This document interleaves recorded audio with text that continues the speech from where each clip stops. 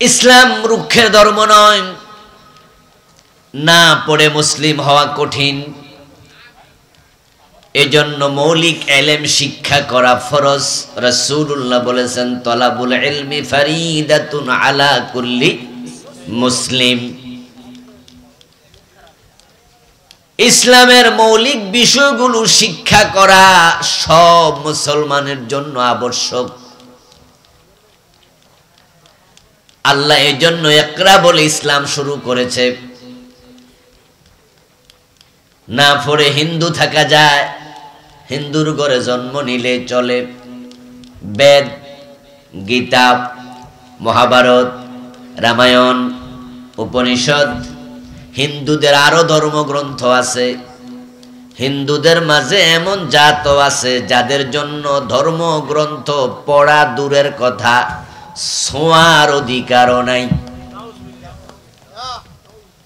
হিন্দুদের মাঝে সবচেয়ে নিচু জাতিকে বলা হয় নমশূদ্র। কি বলে?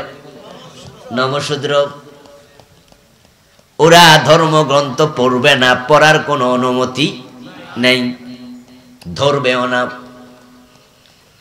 বরং যারা তাদের মাঝে কৌলিন্য আছে, ঠাকুর আছে, ওদেরকে ডাকবে। মাঝে মাঝে তারা এসে তাদের নমশূদ্রর কাছে ধর্মগ্রন্থ থেকে প্রয়োজনীয় অংশ তেলাওয়াত করে শোনাবে, মন্ত্রের মতো পড়বে। আর নমশূদ্ররা শুধু শুনবে, পড়ার অধিকার তাদের নাই। এতে বোঝা যায় না পড়েও হিন্দু থাকা যায়। ইহুদি হওয়ার জন্য তাওরাত পড়া লাগে না, খ্রিস্টান হওয়ার জন্য ইনজিল পড়া লাগে না, বৌদ্ধ হওয়ার জন্য ত্রিপিটক পড়া লাগে না। কিন্তু প্রকৃত অর্থে মুসলিম হওয়ার জন্য ইলম শিক্ষা করা ফরজ। কোরআন না পড়ে মুসলিম থাকা যায় না। এখন আপনারা বলবেন, হুজুর কোন কি, আমরা তো মুসলিম আছি,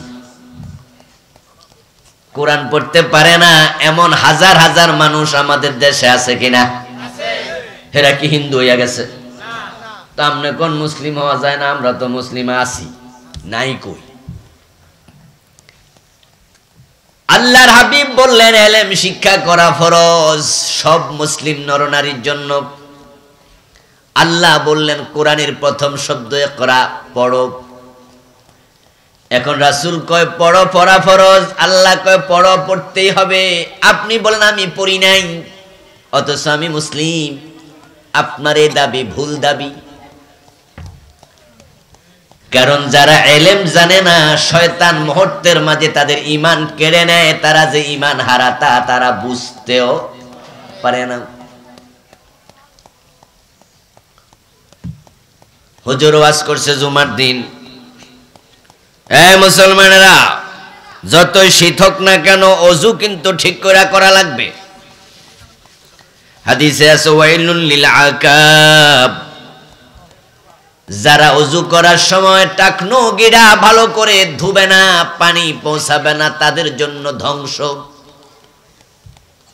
এই জন্য শীতের ভয়ে টাকনুতে পানি না পৌঁছায়া ওযু করে মসজিদে ঢুকবেন এমন যেন না হয়। ভালো করে টাকনো গিরা ডইল্লা ধুইতে হবে। এক মুসল্লি খাড়ায়া কয়, হুজুর ঠিক করে না ধুইলে কি হয়? কয় ওযু হয় না। তো ওযু না হইলে অসুবিধা কি? কয় নামাজ হয় না। কয় কি যে কোন, 30 বছর তো ওযুয়ে করি না, নামাজ হয় না কই?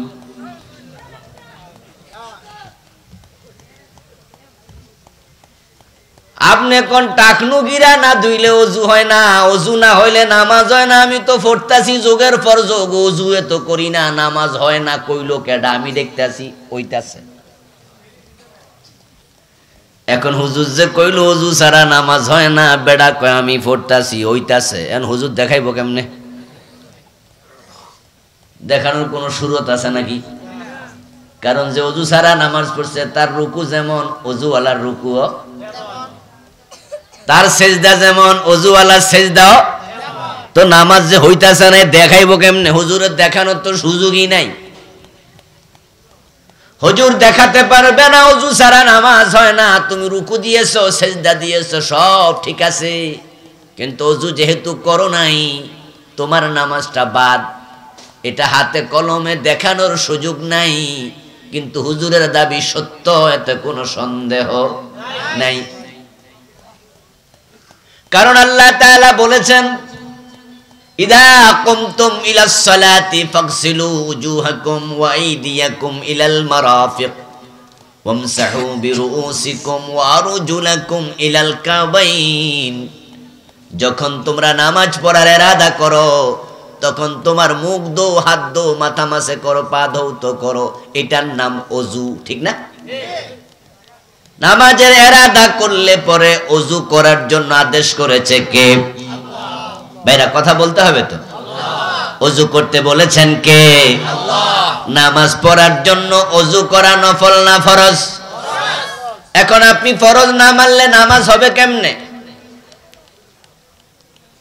মুসলিম থাকার জন্য ইলম শিক্ষা করা ফরজ।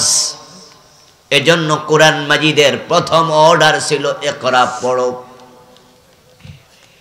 এখন সে কোরআনের সাথে সম্পর্ক নাই। হাজার হাজার মুসলমান বাংলাদেশে আছে যারা কোরআন জানে না। কোরআন তো জানেই না, ভালো করে কালেমাটা জানে না, এমন মুসলমানও আছে। কয়দিন আগে সোশ্যাল মিডিয়া দেখলাম, ফেসবুকে একবার এক ভিডিও আপলোড দিছে। ওখানে তিনি মাইক হাতে নিয়ে পাবলিকের ইন্টারভিউ নিচ্ছিলেন। একজনকে জিজ্ঞাসা করলেন, আপনার কি নাম? বলল, আমার নাম অমুক, মুসলিম। আচ্ছা বলুন তো আপনার নবীর কি নাম? কয় মোহাম্মদ সাহেব। কি কয়? মোহাম্মদ সাহেব। মনে হয় খালাতো ভাই লাগে, হয়তো একটু বয়স সিনিয়র, তাই সাহেব কইছে। বিস্মিত হলাম। নিজের নবীর নাম মুহাম্মাদুর রাসূলুল্লাহ সাল্লাল্লাহু আলাইহি ওয়াসাল্লাম অতটুকু বলতে পারে না, অথচ ওই লোকটার মুখের দাড়ি দেখলাম পেকে গেছে। আরেকটি ভিডিওতে দেখলাম একজন প্রশ্ন করতেছে, ওযুর ফরজ কয়টা? কয়েকজন বলতে পারছে, কয়েকজন পারেই নাই।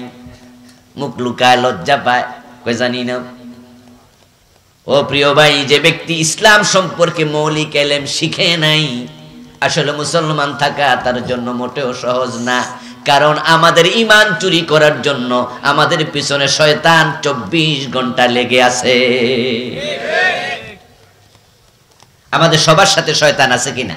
আছে। যারা চুপ করে আছেন তারা খুব সুফি মানুষ, সাথে নাই না? শয়তান সবার সাথে আছে। বয়স কার বেশি, আপনার না শয়তানের? কারণ আপনি যখন দুনিয়া আসছেন, আপনি তখন ওয়াও ওয়াও করে কেঁদেছেন। কান্দা ছাড়া আপনার কিছু করার ক্ষমতাও ছিল না। রাসূলুল্লাহ সাল্লাল্লাহু আলাইহি ওয়াসাল্লাম কোন একদিন সাহাবায়ে কেরামকে প্রশ্ন করলেন, তোমরা জানো নাকি নব শিশু দুনিয়াতে এসে কেন কাঁদে? বাচ্চা এসে কেন কাঁদে? আচ্ছা, আপনাদের বাড়িতে কি গরু বাচ্চা দেয় না? গ্রামের মানুষ, আপনারা তো এগুলো ভালো বুঝবেন। শহরে হইলে না কইতো, হুজুর আমরা তো দেখি নাই। অনেকে আছে গরুর বাচ্চা কেমনে দেয়, শহরের পোলাপান জানেও না, দেখেও নাই, কিন্তু আপনারা তো গ্রামের মানুষ। আচ্ছা, গরুর বাচ্চা মায়ের পেট থেকে পরে কি হাম্বা হাম্বা করে চিৎকার দেয়?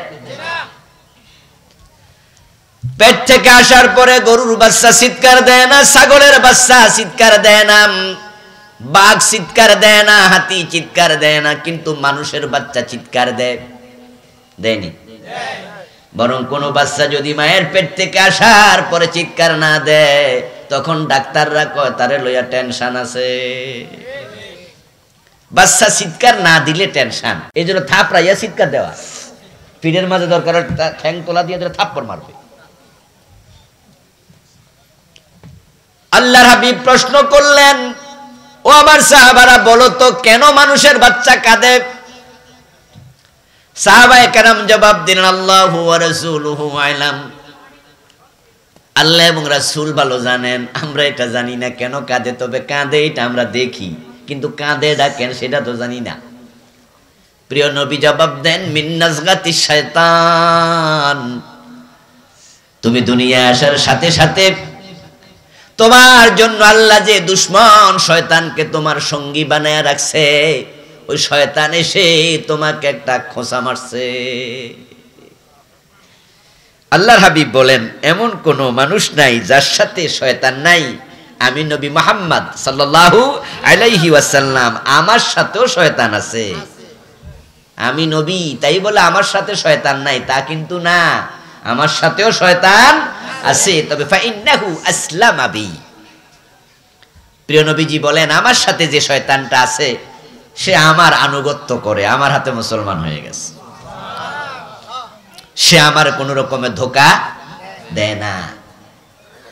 যদি নবী মুহাম্মাদের সাথে শয়তান থাকে, এবার আপনারাও বলুন তো আমাদের সাথে শয়তান আছে না নাই? আছে। এখন শয়তান আপনার সাথে থেকে কি করবে?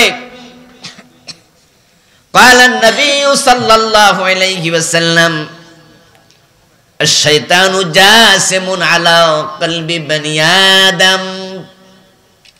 শয়তানের কাজটা কি, ডিউটিটা কি শুনেন। শয়তান তো সবার সাথে আছেই। আপনি নিশ্চিত থাকেন আপনি যত বড় হুজুর হন আপনার সাথে শয়তান আরো বড় হুজুর। যে যত বড় শিক্ষিত তার শয়তান হয় আরো শিক্ষিত। ইবলিস হলো ফেরেশতাদেরও নাকি ওস্তাদ ছিল, মুআল্লিমুল মালাইকা। বলুন তো শয়তানের বুদ্ধি আমাদের চেয়ে কম না বেশি? অভিজ্ঞতা, বয়স, চালাকি, সব দিক থেকে বেড়া আগাইয়াস। অভিজ্ঞতা বড় দামি জিনিস রে ভাই। এজন্য অভিজ্ঞ লোকদের পরামর্শ নিয়ে কাজ করলে সুবিধা হয়, অভিজ্ঞ ডাক্তারদের চিকিৎসা ভালো হয়, অভিজ্ঞ ড্রাইভার নিয়োগ দিলে অ্যাক্সিডেন্ট কম হয়। অভিজ্ঞতার একটা দাম আছে। মানুষ কয় বুদ্ধি নিয়ে তার তিন মাথা যা। শুনছেন না কথা? এই না শুননা কিন্তু জি করেন না। যারা শুনছেন এরা কোন শুনছেন?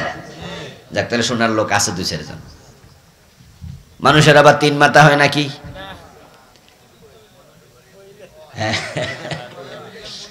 তিন মাথা হলো বুড়া হইয়া গেছে, এখন সোজা হইয়া আর বইতে পারে না। এই জন্য ফিরার মাঝে বসলে, ফিরা পর্যন্ত ওই মাটির সাথে যে বানায় কি কয় ফিরা কয়, ফিরির মাঝে বসলে পরে বুড়া মানুষ দুইটা হাঁটু উপরের দিকে থাকে, মাথাটা হাঁটুর সাথে লাগাই না থাকে। তো দুই হাঁটুর দুই মাথা, এখানে একটা মাথা, কয় মাথা হইলো? বুদ্ধি নিও তার তিন মাথা। যেমন আমরা পোলাপান মানুষ, ইয়াং মানুষ, এখন আমার মাথাকে এনে যাবো, আমি চাইলেও কিন্তু মাথায় এনে যাবো না। আর বুড়ো হইলে এমনি যাবো গা। শয়তানের অভিজ্ঞতা বেশি বয়সের কারণে, তাই সে কারে কেমনে পেছে ফালাইতে হয় এই অভিজ্ঞতা তার খুব আছে। প্রিয় নবী বলছেন শোনো সাবধান মুসলমান, আর শয়তানু জাসিমুন আলা কলবি বনি আদম। শয়তান বনি আদমের কলবের এখানে এসে ঘাপটি মেরে বসে থাকে। শয়তান আপনার মাথায় নাই, শয়তান আপনার পিঠে নাই, শয়তান আপনার পেটে নাই, শয়তান বসে আপনার কলবের পাশে। কারণ শয়তান জানে ঈমান কই থাকে। পালার ইমাম আবু হানিফা রাহিমাহুল্লাহ, আল ঈমান হুয়া তাসদীকু বিল জিনানি ফাকাত। ইমাম আবু হানিফা রাহিমাহুল্লাহ বলেছেন ঈমান হলো শুধু কলবের বিশ্বাসের নাম। তাহলে বোঝা গেল ঈমান কলবের সাথে সম্পৃক্ত। ঈমান এখানে থাকে, তাকওয়া এখানে থাকে। উসামা বিন যায়েদ রাদিয়াল্লাহু তাআলা আনহুমা রাসূলুল্লাহর নাতি। যায়েদ ছিল ওনার পালক পুত্র। ওই যায়েদের ছেলে উসামাকে প্রিয় নবী পাঠালেন এক সারিয়ায়, ইসলামী রাষ্ট্রের সীমান্তে। কোনো দুশ্মন আসে কিনা দেখো, পাহারা দাও ইসলামী রাষ্ট্র। ওখানে গিয়ে পাইল এক ব্যক্তিরা খালি করছে, ছাগল চড়াচ্ছে। মুসলমানদের বাহিনী দেখা ওই ছাগলওয়ালা আসসালামু আলাইকুম বলে সালাম দিছে, তারপরে লা ইলাহা ইল্লাল্লাহ বলে তাকবীর দিছে। ওসামা বিন যায়েদ রাদিয়াল্লাহু তাআলা আনহুমার সাথে যারা আছে তাদের মাঝে কেউ একজন বলল, হুজুর ও আমাদের সেনাবাহিনীর কাফেলার লিডার, এই লোকটা আগাম সালাম দিল, এই লোকটা আমাদেরকে দেখে আল্লাহু আকবার তাকবীর দিল, দাল মে কুছ কালা হে। কয় মনে হয় লোকটা মুসলিম না, কোনো ঝামেলা আছে।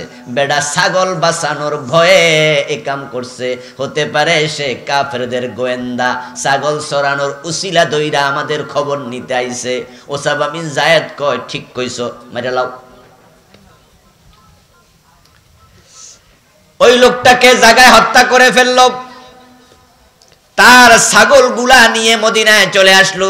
রাসূলুল্লাহ সাল্লাল্লাহু আলাইহি ওয়াসাল্লামের কাছে এসে জানালো এই জাতীয় ঘটনা।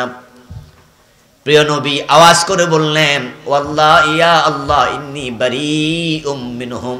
আল্লাহ, এই ঘটনার সাথে আমি নবী মুহাম্মদের কোনো সম্পর্ক নাই, আমি তাদের থেকে মুক্ত। ওসামা মুমিনকে হত্যা করার জন্য তোমাকে পাঠাই নাই। ওসামা, একজন লোক লা ইলাহা ইল্লাল্লাহ পড়লো, আল্লাহু আকবার বললো, সালাম দিল, ওরে তুমি কেন মারলা? তোমারে কি আমি মুসলমান মারতে পাঠাইছি? উসামা বিন যায়েদ বলে, ইয়া রাসূলুল্লাহ, এই লোক তো ঈমানদার না, হে সালাকি করছে, হে মূলত গোয়েন্দা, ছাগল চরানোর ভান ধরে আসছে, এজন্য মেরে লেছি। প্রিয় নবী তখন প্রশ্ন করলেন, হাল্লা শাকাক্তা কালবাহু। রাসূল বললেন, তুমি তার কলব সিরা দেখছো নাকি? কলব সিরা কেন দেখলা না? এই যে তুমি আন্দাজে বইলা দিলা ইমানদার না, অথচ সে লা ইলাহা ইল্লাল্লাহ পড়লো, সে সালাম দিল, সে তাকবীর দিল, তো তুমি কেমনে বুঝলা সে মুমিন না? ইমান থাকে কই? এতগুলা মানুষ কথা বলেন না কেন ভাইয়েরা? ইমাম কই থাকে? এই জন্য রাসূল বলে, হাল্লা শাকাক্তা কালবাহু, ও মিয়া তুমি তার কলব সিরা কেন দেখো নাই? এর মানে রাসূল বুঝাইলেন, ইমান তো গোপন জিনিস, এটা তো কলবের ভিতরে থাকে, এটা সিরা টুকরা টুকরা করলো তো পাইতা না খুঁজা, ইমান তো দেখা যায় না। আন্দাজে মানুষ কেন মারলা? এই কাজটা ঠিক হয় নাই। এখানেও বোঝা যায় রাসূলের হাদিস দ্বারা ইমান থাকে কই? এবার বলুন তো শয়তান বসে কই? কারণ শয়তান জানে ইমানের চেয়ে দামি কোনো জিনিস নাই। যার ঈমান থাকে তাকে জাহান্নাম থেকে ঈমান বাঁচায়া দেবে, তার জান্নাতে যাওয়া শয়তান ঠেকাতে পারবে না। আর মানুষ জান্নাতে যাক এটা শয়তান পছন্দ করে না। এই জন্য শয়তানের প্রথম চ্যালেঞ্জটাই হলো ঈমান চুরি করা।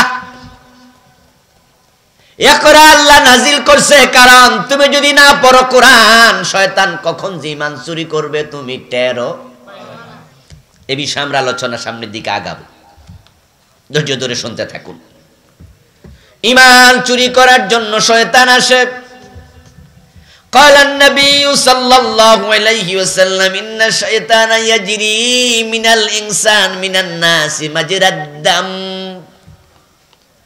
শয়তান তোমাদের দেহের রক্ত যেমন চলাচল করে, লোহিত কণিকা তামাম দেহে যেমন সার্কুলেট হয়, আপনার লাঞ্চ রক্তগুলাকে পাঞ্চ করে করে তামাম দেহে যেমন পাঠায়া দেয়, রাসূল বলে শয়তান তোমার রক্তের মতো পুরা বডিতে চলাচল করার ক্ষমতাও আল্লাহ তাকে দিয়েছে, সে অনুরূপ চলাচল করে।